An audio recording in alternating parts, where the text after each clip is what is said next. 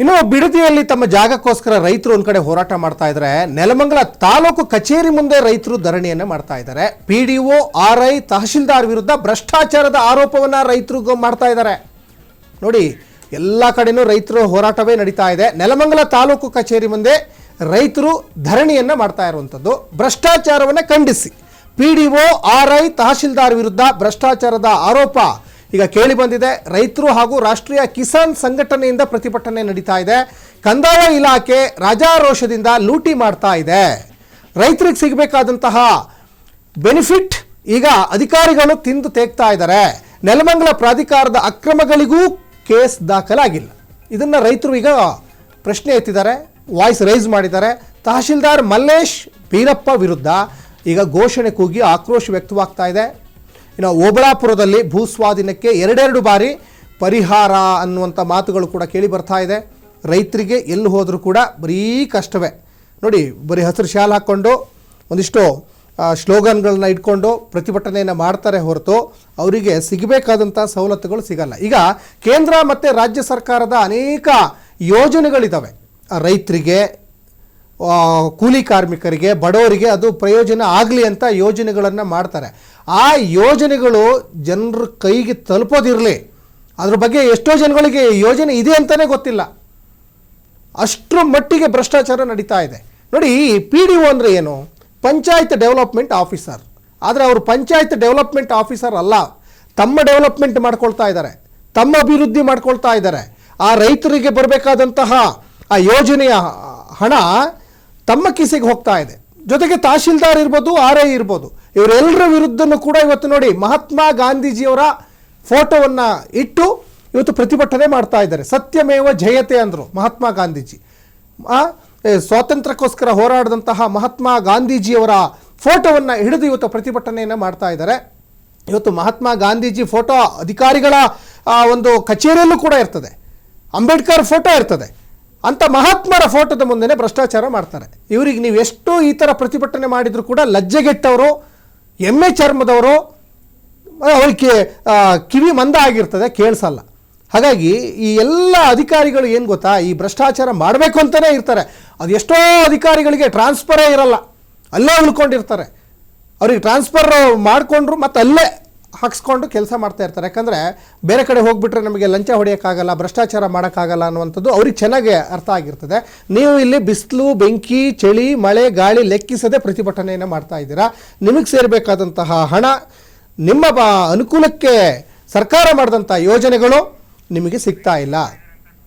ಈ ಭ್ರಷ್ಟಾಚಾರದ ವಿಚಾರವಾಗಿ ತಹಶೀಲ್ದಾರ್, RI ಮತ್ತು PDO ವಿರುದ್ಧವಾಗಿ ರೈತರು ಮಾತಾಡಿದ್ದಾರೆ. ಬನ್ನಿ, ಏನು ಮಾತಾಡಿದ್ರು ನೋಡ್ಕೊಂಬರೋಣ.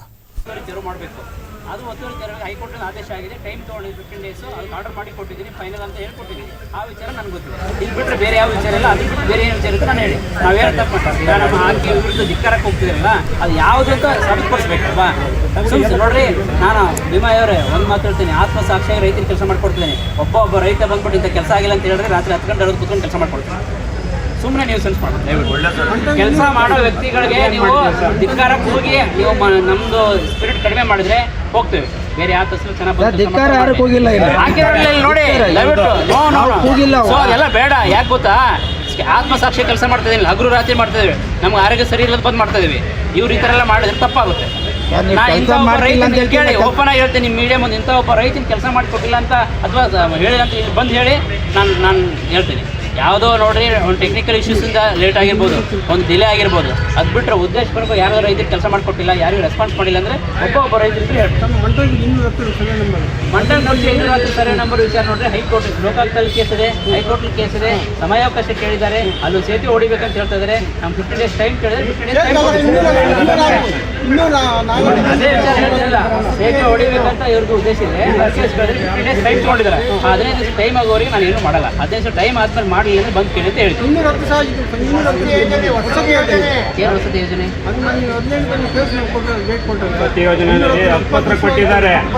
ಅವೆಲ್ಲ ಕೋರ್ಟ್ ವಿಚಾರ, ಇಲ್ಲಿ ಮಾತಾಡೋಕ್ಕಾಗುತ್ತೆ. ಟೈಮ್ ಇರುತ್ತೆ,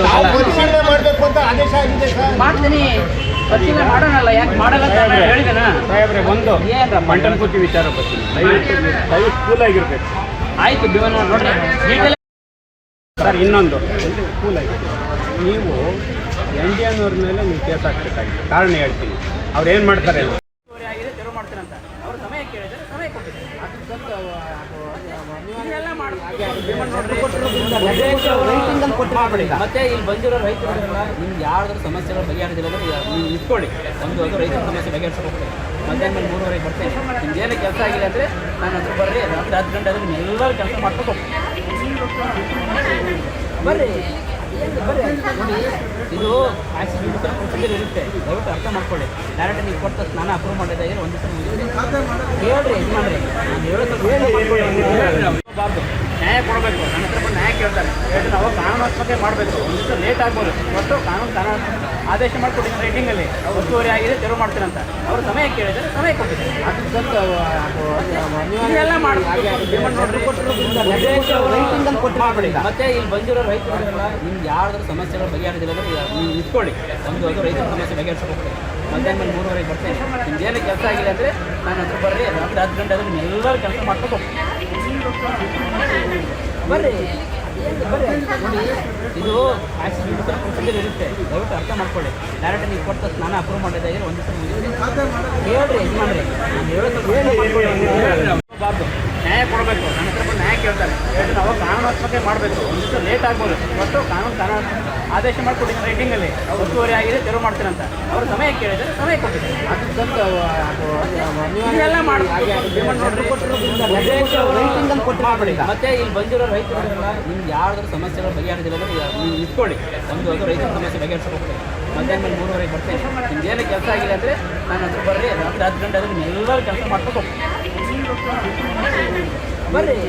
ನೋಡಿ, ಇದು ಆಕ್ಸಿಡೆಂಟ್ ಪ್ರೊಸೀಜರ್ ಇರುತ್ತೆ, ದಯವಿಟ್ಟು ಅರ್ಥ ಮಾಡ್ಕೊಳ್ಳಿ.